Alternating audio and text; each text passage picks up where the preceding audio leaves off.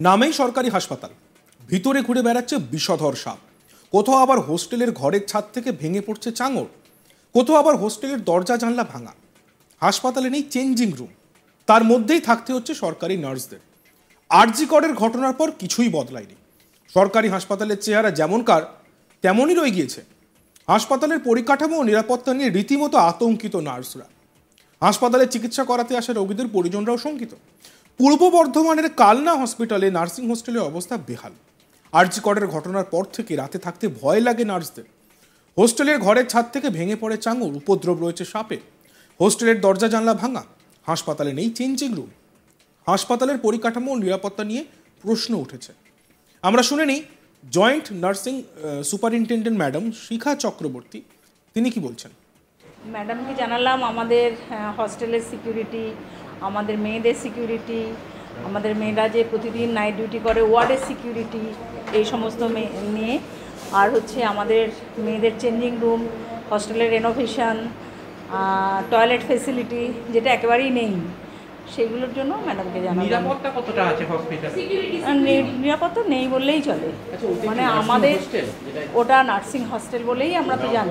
শুধু নার্সিং হস্টেলে ওই তো বললাম 9 দুগুণে 18, মানে 4 দুগুণে 8, 8 দুগুণে 16 জন, 16 আর 10-এ আপনার 26 জন, 26 আর 8-এ 34। হ্যাঁ, 34। এখন বিল্ডিংটা কি অবস্থা? এখন বিল্ডিংটা তো ওপর থেকে সব ভেঙে ভেঙে পড়ছে, জানলা দরজা সব ভাঙা, হ্যাঁ, ভালো করে বন্ধ হয় না, জানলাগুলো টেনে টেনে বন্ধ করতে হয়, এরকম। সিকিউরিটি তো নেই। মানে এই আরজি করের ঘটনার পরে কি তাহলে আরো আতঙ্কিত লাগে ওইখানে থাকতে? হ্যাঁ, অবশ্যই অবশ্যই। সেই বিষয়টা জানিয়েছিলেন? হ্যাঁ হ্যাঁ, স্যার জানেন, স্যার বলেছেন উনি চেষ্টা করবেন। স্যার আমাদের সুপার স্যার অলরেডি রাউন্ড দিয়ে দেখে গেছেন কোথায় আমাদের টয়লেটটা হবে, কিভাবে আমাদের চেঞ্জিং রুম বার করা যায়, সেটা উনি দেখছেন বলেছেন। আর আমাদের তো আগেই আমরা আমাদের রাখি বন্ধনের দিনে স্যারকে বলেছিলাম আমাদের এই রুমের সামনে একটা কোলাপসিবল গেট করে দেওয়ার জন্য, তো কোলাপসিবল বসানো যায়নি, তো তার জন্য একটা গ্রিলের দরজা উনি করে দিয়েছেন। শনিবার বিকেলে পরিদর্শনে এসে হাসপাতালে কর্তব্যরত নার্সিং স্টাফদের এমনই অভিযোগ শুনলেন বর্ধমান পূর্ব লোকসভা কেন্দ্রের সাংসদ পেশায় ডাক্তার শর্মিলা সরকার। অবিলম্বে নার্সিং হোস্টেলের সংস্কার ও নার্সদের নিরাপত্তা নিয়ে প্রথম কাজ করা হবে বলেই জানান সাংসদ। আমরা শুনে নিই সাংসদ শর্মিলা সরকার এ বিষয়ে কি বলছেন। দেখুন, সেটা নিয়ে আলোচনা অলরেডি হয়ে গেছে। সাপের বিষয়টা বলেও দিয়েছেন আমাদের মন্ত্রীমশাই যিনি ছিলেন, উনি বলে দিয়েছেন যে সাপুড়েদেরকে ডেকে, সেটা যদিও এখনও পর্যন্ত সেরকম ঘটনা ঘটেনি, কাকেও সাপ কামড়েছে বা খুব বেশি দেখা গেছে, কিন্তু যেহেতু এটা সামনেই স্টেশন রয়েছে বা জঙ্গল রয়েছে, স্টেশন নয় মানে রেল লাইন রয়েছে, তার পাশে জঙ্গল রয়েছে, সেই জন্য শিয়াল বা ভাম ওগুলো আসছে, এবং সেটা যাতে ওই দিকের পাঁচিল কিছুটা, সেটাও বোধহয় কমপ্লিট করা হয়ে গেছে আজকেই বললেন।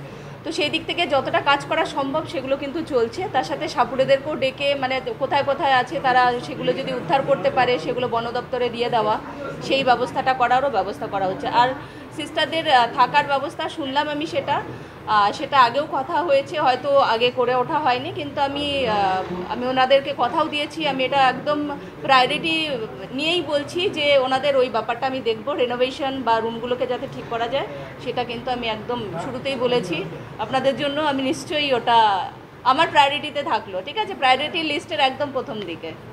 সাংসদ তহবিল থেকে নয়, এটা গভর্নমেন্ট থেকে কিন্তু প্রত্যেকটা জায়গাতে সিকিউরিটির জন্য বিভিন্ন রকমের নির্দেশিকা দিয়েছে, এবং তার জন্য ফান্ডও তারা দিয়ে দিয়েছে।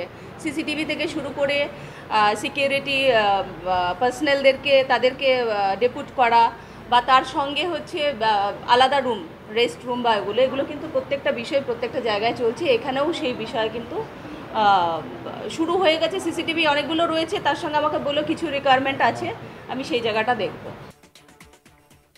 পাশাপাশি রোগী ও হাসপাতাল কর্মীদের নিরাপত্তা নিয়ে সিসিটিভি, হাইমাস লাইট, হাসপাতালের পুরুষ ওয়ার্ড বর্ধিত করা, টয়লেট করা হবে বলেও জানান তারা। পরবর্তী সময় হাসপাতালে মেডিসিন ওয়ার্ড ভিজিট করেন তারা। আমরা এই বিষয়ে আমাদের প্রতিনিধি সুজাতা মেহরের একটি প্রতিবেদন দেখব। দেখো, পূর্ব বর্ধমান জেলার কালনা মহকুমা অ্যান্ড সুপার স্পেশালিটি হাসপাতাল, এইখানেই কিন্তু রয়েছে যে নার্সিং হস্টেল, সেই হস্টেলের কিন্তু পুরোপুরি বেহাল দশা, এমনটাই কিন্তু জানাচ্ছেন নার্সিং স্টাফরা। তারা জানাচ্ছেন যে রীতিমতো যে হস্টেল রয়েছে তার যে ছাদ, সেই ছাদের চাঙড় খসে পড়ছে, জানলা দরজার পুরোপুরি অনেকগুলি ভেঙে গেছে, বেহাল অবস্থা। এমনকি সাপের উপদ্রবও রয়েছে এখানে। মাধ্যাতার আমলের এই নার্সিং হস্টেল কোনো রকম সংস্কার হয়নি কো, যার ফলে জরাজীর্ণ অবস্থায় রয়েছে এবং সবথেকে বড় কথা নিরাপত্তার অভাব বোধ করছেন তারা, কেননা জানলা দরজা ভাঙা রয়েছে, ফলে নিরাপত্তা নেই কো। আরজি করে ঘটনার পর তারা যথেষ্টই আতঙ্কিত, এমনটাই কিন্তু তারা অভিযোগ করছেন যখন এই হাসপাতাল পরিদর্শনে গেলেন। বর্ধমান পূর্বের যিনি সাংসদ রয়েছেন, পেশায় হচ্ছেন চিকিৎসক শর্মিলা সরকার, তার কাছে। এবং যেটা জানা যাচ্ছে যে প্রচণ্ড রকমের সাপের উপদ্রব কিন্তু বেড়েছে, ফলে এই হাসপাতাল চত্বরে বেরুতে আতঙ্ক বোধ করছেন তারা। শর্মিলা সরকার যেটা জানালেন যে পুরো বিষয়টাই কিন্তু তিনি খতিয়ে দেখলেন এবং সমগ্রটাই দ্রুত এর সমাধানের ব্যবস্থা করা হবে, এমনকি যে মেল ওয়ার্ড রয়েছে সেটাকেও বাড়ানো হবে।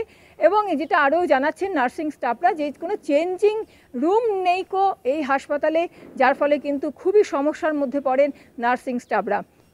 এবং আরও একটা অভিযোগ যে সাপের উপদ্রব, এ বিষয়েও কিন্তু শর্মিলা সরকার সাংসদ তিনি যেটা জানাচ্ছেন যে অবিলম্বে কিন্তু সাপুড়ে নিয়ে এসে সাপ ধরার কাজও চালানো হবে।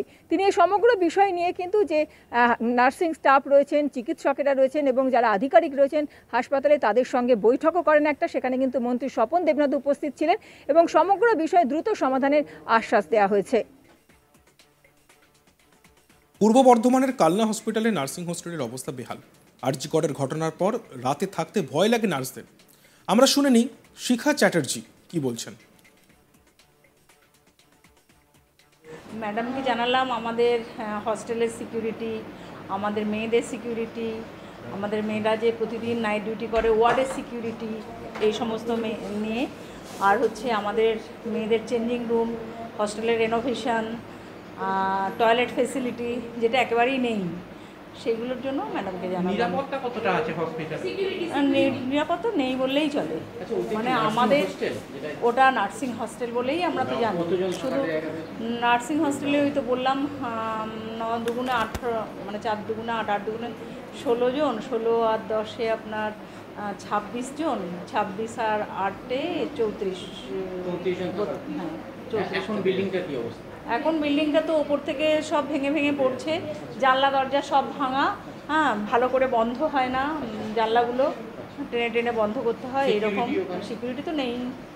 মানে এই আরজি করের ঘটনার পরে কি তাহলে আরো আতঙ্কিত লাগে ওইখানে থাকতে? হ্যাঁ, অবশ্যই অবশ্যই। সেই বিষয়টা জানিয়েছিলেন? হ্যাঁ হ্যাঁ, স্যার জানেন, স্যার বলেছেন উনি চেষ্টা করবেন। স্যার আমাদের সুপার স্যার অলরেডি রাউন্ড দিয়ে দেখে গেছেন কোথায় আমাদের টয়লেটটা হবে, কিভাবে আমাদের চেঞ্জিং রুম বার করা যায়, সেটা উনি দেখছেন বলেছেন। দেখতে থাকুন আজ তক বাংলা, সাবস্ক্রাইব করতে ভুলবেন না।